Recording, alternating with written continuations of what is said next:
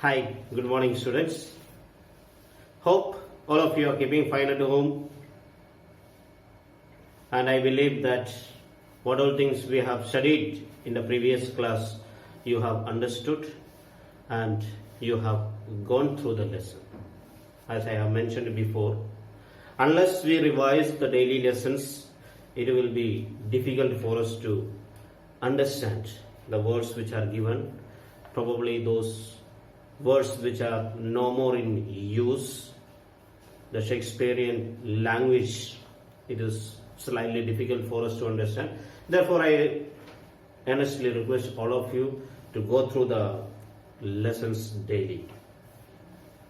Okay, in the previous class, we have started off with Act 1, Scene 2, in which Prospero narrates the story as what has happened to them in their life, how they managed to reach on this island, and telling to Miranda that how her smile survived him or helped him to survive in the sea, and she was the only consolation for him when they reached or when they landed up on that lonely island. And then he continued explaining about how his brother Antonio deprived him of his own kingdom because he trusted him very much.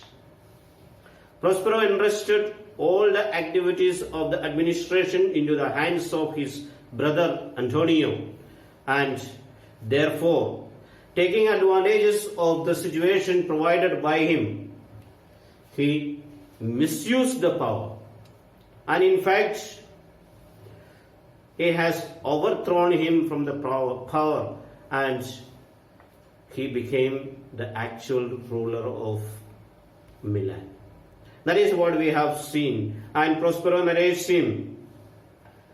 Once he has acquired, or once he has learned how to grant suit and how to promote people and whom to promote, whom to demote, once he has learned all those things, he tuned everyone in such a way that in that dukedom only those people who pleased his ears existed or survived. All others he removed from the post. All the followers of Prospero has been removed from the power, and only his own people were there. And he compared that one to an oak tree on which the ivy plants creep on. Slowly it take away all the nutrients from the tree, and the tree, the main tree, dies. In the same way, the original Duke of Milan was thrown out of dukedom. So now we will move on from where he stopped. Miranda replies to the question what he asked, "Thou attendest not." Prospero reminds Miranda that she is not listening. She replies, "Oh good sir, I do. Oh good sir, I do. I do attend. I earnestly listen to you. The story what you are narrating is so interesting, so heart-touching.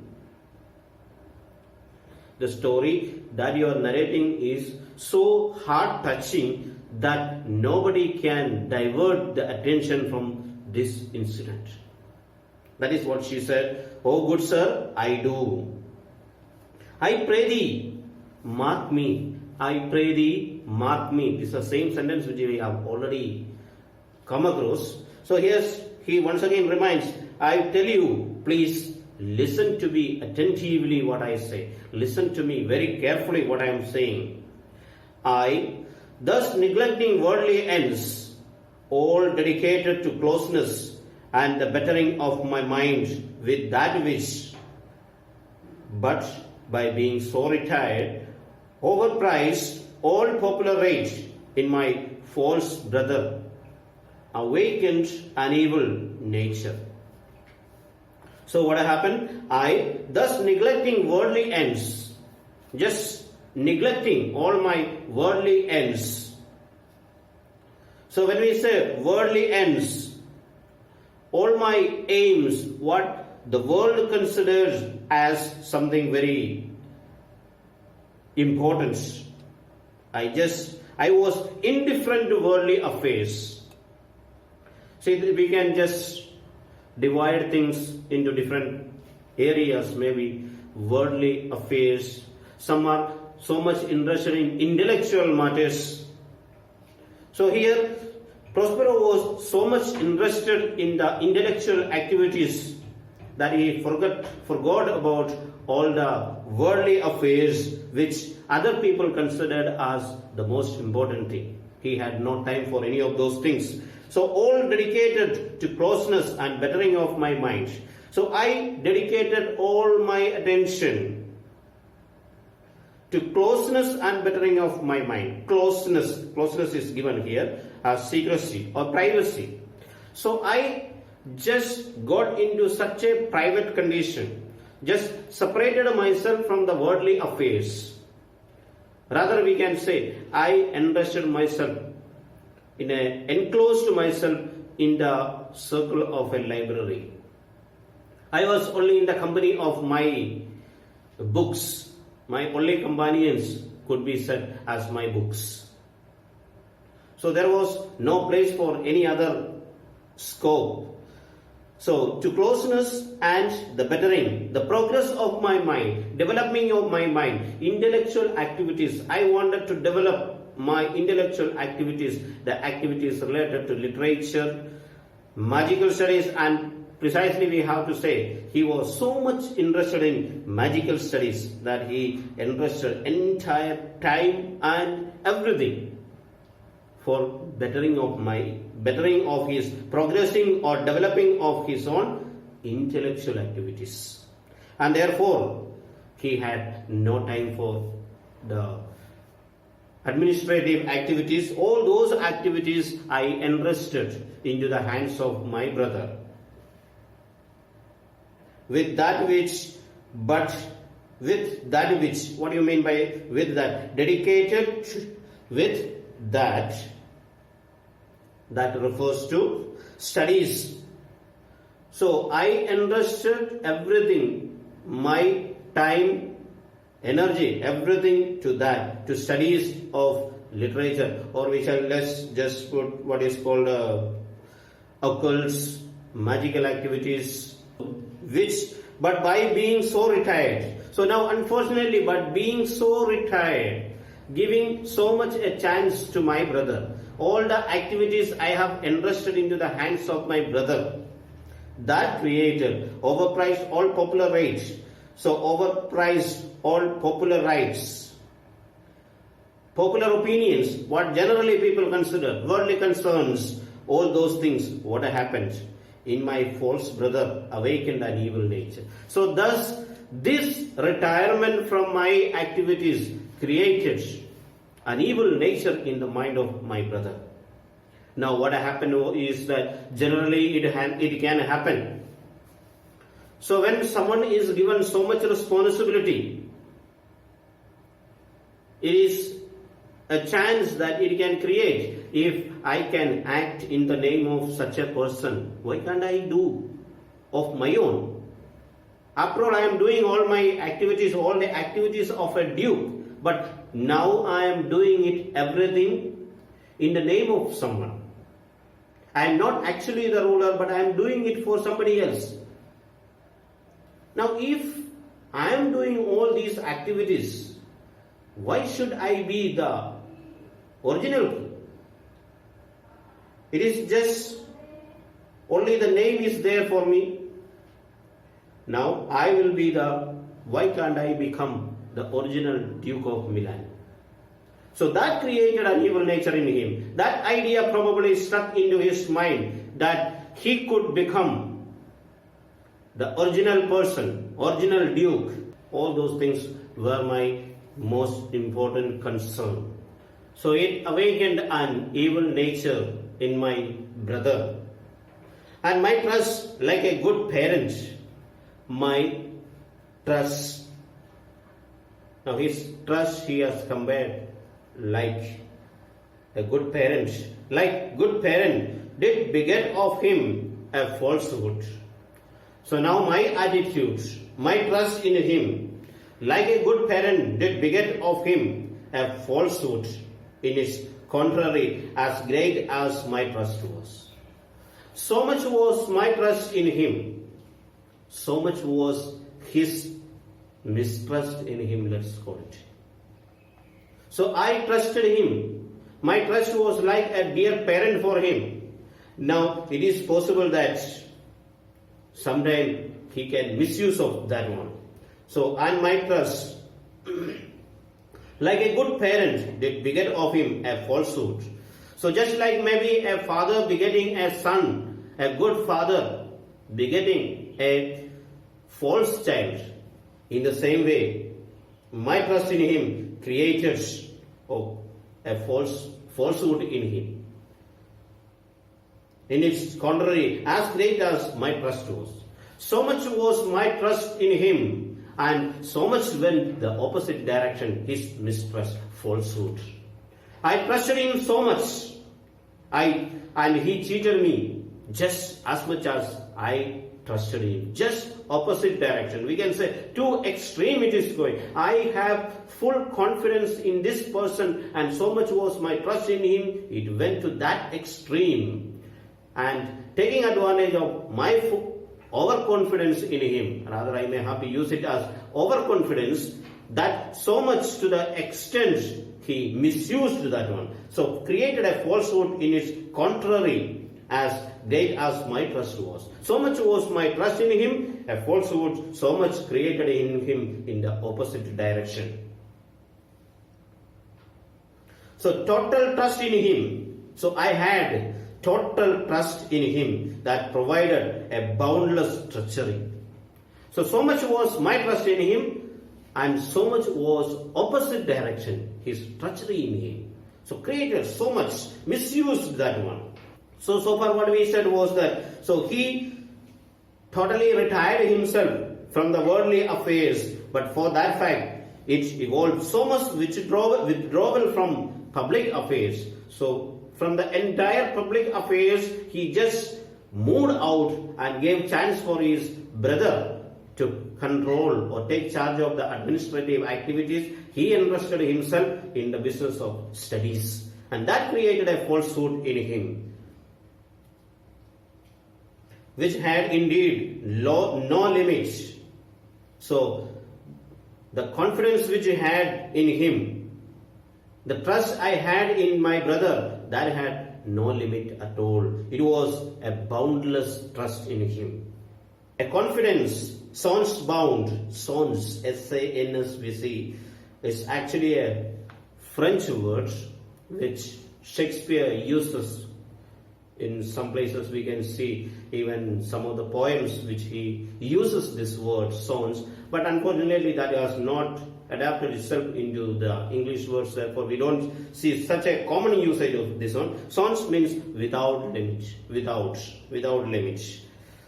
So as a confidence sans bound, he being thus loaded not only with what my revenue yielded. So now confidence, mistrust, all that was there, and from there what has happened? So he misused, he being thus loaded not only with what my revenue yielded, from my income, whatever advantage he could take from my income, he misused that one completely. So not only the income, so not only with what my revenue yielded, but what my power might exact. We know that political powers, in the name of somebody, we can demand for those things. So just like maybe politically a powerful person, their children taking advantage of that one. So my father is the politician or the chief minister, let's say. So naturally, I take maximum advantage of that one. That is exactly what he said. in his revenue, income is there, already boundless income is there, and that he can misuse. His power he can misuse, and that is exactly what he did. But why? What my power might else exact, whatever else my power could exact, my power could take in, grab, using my power. And in fact, we know that Prospero was the most powerful duke of that area. So naturally, using his power, using his name, using his income, this person, Antonio, took maximum advantage of it. Like one who, having into truth by telling of it, made such a sinner of his memory. So like a person, like one having into truth by telling of it, made such a sinner of his memory. So now we may have to say, a person goes on repeating a lie so many times that he has repeated that lies. Slowly he begins to believe that even what he says, it is correct. It is the truth. To that extent he has reached. It is that, so a person just repeatedly telling a certain lies, and he himself begins to believe that what he says is correct. So therefore, what are the problems that creates in him? So a man who repeats a lie a number of times will come to believe in it himself. He himself believes that he is telling something correct. So that he creates, or he makes in such a way that it is a falsehood in him. So create the fact he twists into something else. So let's see so far what I said. So I started off with saying that when Prospero neglected all his administrative activities for the sake of dedicating himself in studies, he entrusted everything into the hands of his brother. Therefore, I thus neglecting all that one, I created in him an evil nature. So the explanation goes like this. As he was neglecting worldly affairs, giving himself to privacy and the improvement of his knowledge. That was his, to privacy and improvement of his knowledge.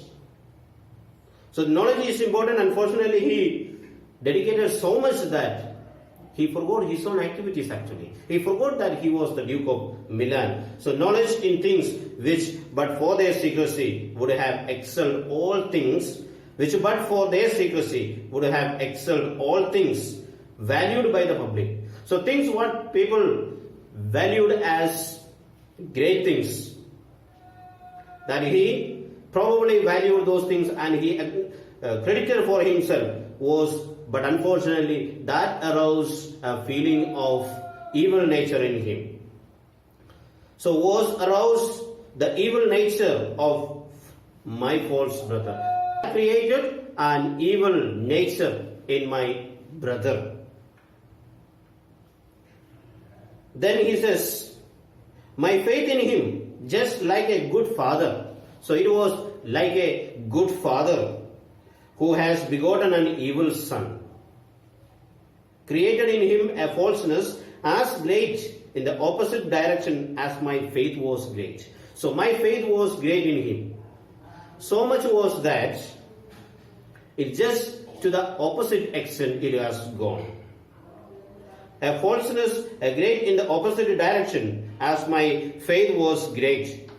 Shakespeare says here that a very good parent usually has a son of lesser virtue. A person who is of great virtue, he may have a son of lesser virtue, because his father's virtue is so great that naturally his son will be a less virtuous person.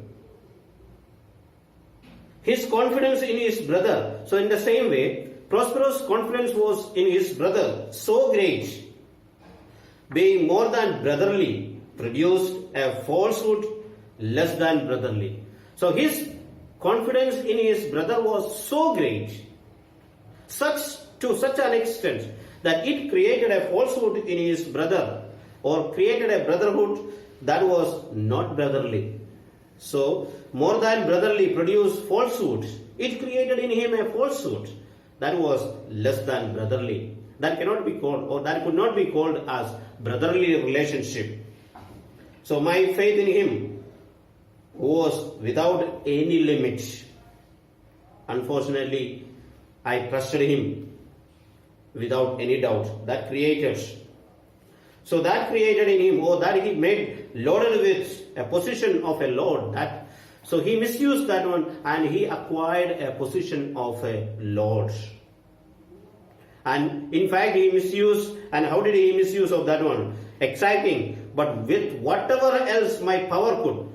Revenue is the most important thing. With revenue, what all things he could acquire, he took it. Then whatever other power he could acquire from my position, that also he took it away from me. Then he said about believing in falsehood, repeatedly telling a lie. He knew that he was not the king, but probably he was declaring himself as the duke. So much he has repeatedly said, he began to believe that he is actually the original duke. Let's see how the explanation goes. Like a man who arrives at a kind of belief by continually repeating a thing, thereby making his memory of the real fact a sinner. So the memory of the real fact, he becomes a sinner. Because he has been repeatedly using this lie, but he begins to believe. But actually the fact is that is not the correct thing. So he makes the memory of the real fact a sinner. For he comes to believe his own lie. So what is actually the real problem? He comes to believe that his own lie. He believes his own lie. He actually believed himself to be the duke. So what was a falsehood? He believed that he was. So who having into the truth by telling of it made such a sinner of his memory. So he made his memory sinful or false to truth. So he converted the false to truth. That is what we said. To credit his own lie, he did believe he was indeed the duke. So his biggest mistake was he believed that he was the real duke. Out of the substitution and executing the outward phase of royalty. So actually out of what is called the substitution, he was actually the substitute duke. And doing all the activities of a duke, he began to think that he was actually the Duke of Milan. So, and executing the outward phase of royalty with all prerogatives, hence his ambition growing. And naturally, when it is actually a natural thing, when a person does the activities of another person and he feels that it's a very comfortable position, almost like a politician probably, once he enjoys being in that position, we never see a person retiring from there. Because he enjoys that power. The power of politics is almost like maybe we can say addiction. Once we get into that one, it's rather impossible for us to get out of that one. That is exactly what has happened to Antonio. He enjoyed being the duke, and therefore he decided, I should become actually the real duke, and he worked for that one. Dost thou hear? Are you listening? So that is what he says. Are you listening? This is exactly what has happened. How I have been sent out of my own dukedom by my own brother. Your tale, sir, would cure deafness. Even if a person is deaf, it will cure that person. Because your tale is so interesting, is so heart-touching that no one will distract himself or herself from listening this one.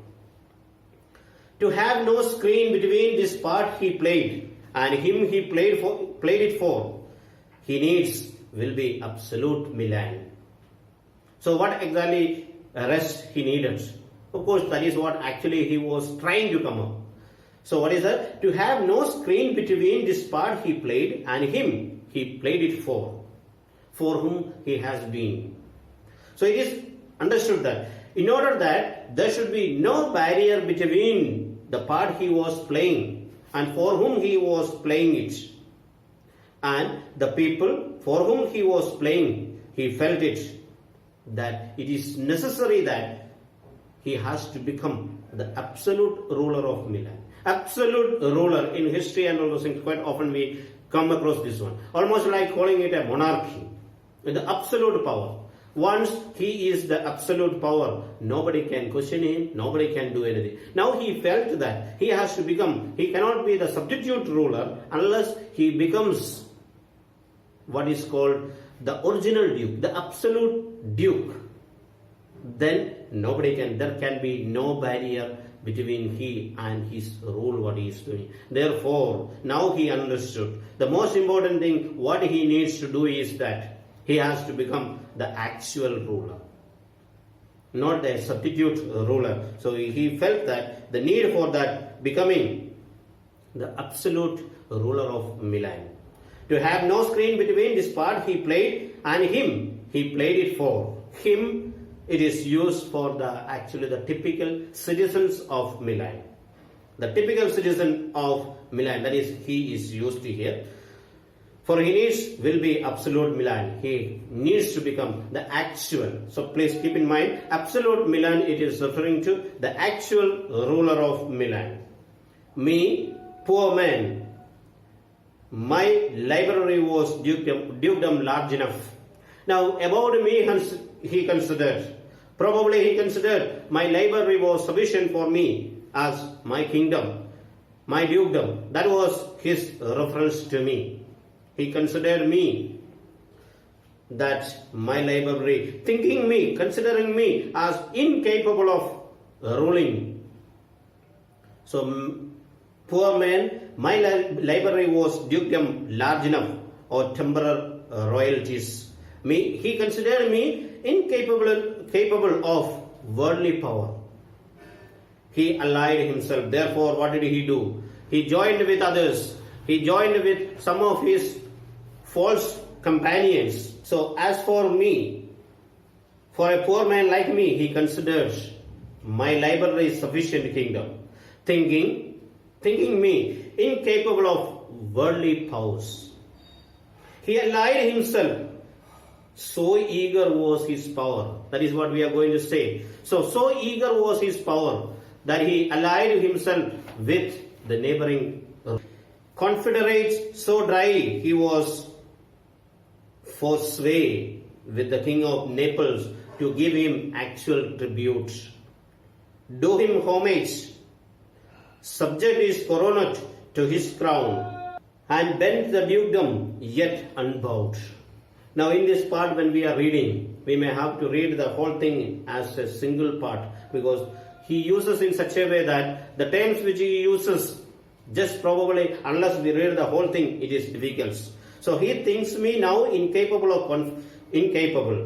Confederate, so dry he was for sway with the king of Naples. So he allied himself with the king of Naples. Almost like joining allies, joined a company with the king of Naples. Now you may have to know who is this king of Naples.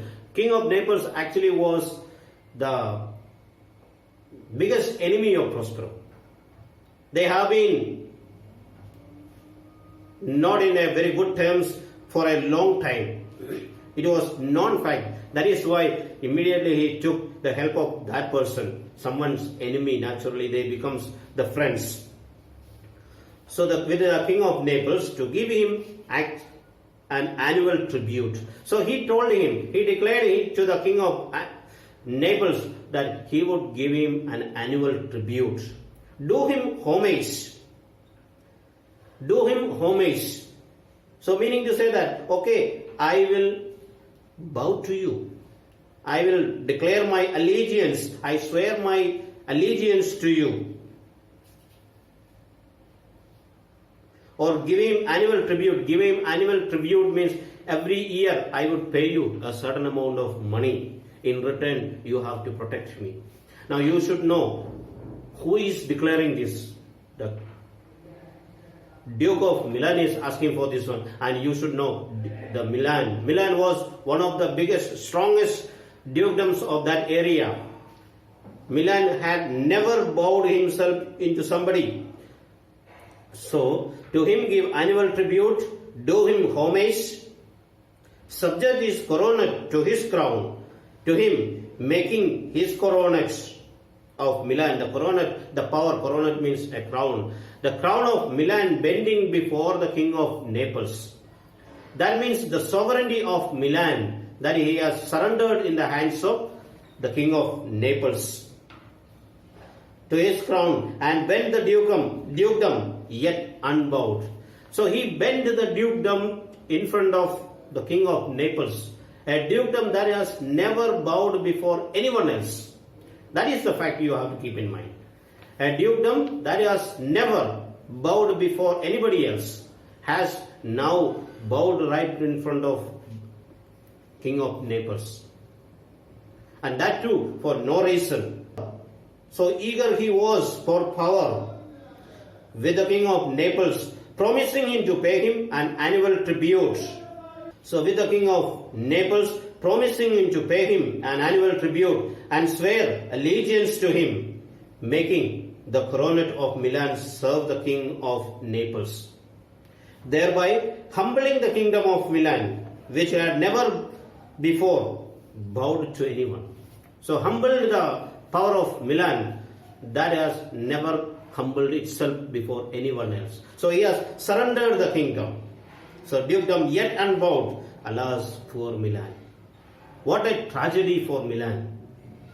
What a bending down, the most ignoble stooping. So dishonorable was that bowing. Because this is a fact that has never taken place in the history of Milan. Oh, the heavens. Listening, Miranda reacts. Oh, the heavens, what a tragedy. Mark his conditions. And even then tell me if this might be a brother. Now you just listen what the conditions that he has put forward, and then you tell me, can we call him a brother? Was his nature suitable to call a person to be a brother? So not what was the code of conduct, what was his conduct, and what was the result of the event that he has led to. Mark his condition, the terms and conditions, what was the agreement between the king of Naples and Antonio, and listening to this, and what was the result? You know what was the result? Result that Milan lost its sovereignty. So tell me, can he be called a brother? I should sin to think about nobly of my grandmother, good whom have borne bad sons. Now Miranda says, suppose if I were to think badly about my grandparents, that will be a crime that I have to do. I cannot say this person has become so bad just because of my parents or my grandparents were evil persons. No, it is possible that good parents can beget bad sons, evil sons. I would be wrong in cherishing biased thoughts about my grandmother or grandparents, let's put it, for having born such a bad son. So what is that? It would be ingratitude it would be a wrong thing from my side to consider or cherish bad things about my grandmother or grandparents for having born such a bad son, evil son. Good mothers sometimes do bear bad sons. It is a fact that some mothers who are very good in their nature may have bad sons, evil sons. Very often we can see so many children, our parents are so good, children are so evil. Quite often we see, very often we see parents very good, children extremely bad natured. So that is a possibility. That is what Miranda says. If I consider anything about my grandparents as evil persons, that will be a wrong thing from my side. Now the conditions. The king of Naples being an enemy to me, inveterates, hearkens my brother's suit. So naturally, the king of Naples being an enemy, he was a sworn enemy, inveterates, a confirmed enemy, an enemy for a long time, a long-standing enemy. The enmity between both of us, the enmity between the Duke of Milan and the King of Naples was known for a long time. And naturally, when he got a chance, the suit of my brother's suit request, which was that he, in lieu of the promises of homage, and I know not how much was the tribute. I don't know what was the tribute he has paid. But in return of the tribute, the annual income, annual tribute that he has paid, a homage of I know not how much the tribute, should presently expropriate me and mine out of dukedom. So what was the result? The result was that, so because of the agreements, me and my child was just thrown out of that place. That was the condition what they created. That was the condition that they have made. So of homage and I know not how much tribute should presently expropriate me and mine out of the dukedom, and confirm fair Milan with all the honors on my brother, whereon a treacherous army levied one midnight, fated to the purpose, did Antonio open the gates of Milan, and in the dead of darkness, the ministers for the purpose hurried thence, me and thy crying self. So that this plan was properly planned, executed, and a particular army was levied for that one. For this purpose, they created a new army. So in our normal conditions, normal times, if you say a group of persons were, a committee was organized who were responsible for executing this plan of throwing you and me from my dukedom. So that is what he said. So because of the conditions, an army was formed. So condition was that it has to confirm, so that the dukedom of Milan should be confirmed in the name of my brother, and for that an army was levied at midnight, and with that purpose in mind, Antonio opened the gates of Milan, and that too in the midnight. There is a reason for doing all these things in the midnight. So the gate of Milan, and in the dead of darkness, the ministers for the purpose hurried thence. So they, all the people, those who were entrusted the duty with this one, they opened and they took out or removed us from the kingdom in the midnight, in the cover of darkness. So these evil activities, all the evil activities has to take place in the cover of darkness, because these are not the activities of daylight. I hope so far what I said, it is clear. So we will stop it for some time. Now the time for you to prepare for probably the remaining examinations. Remain at home and be safe.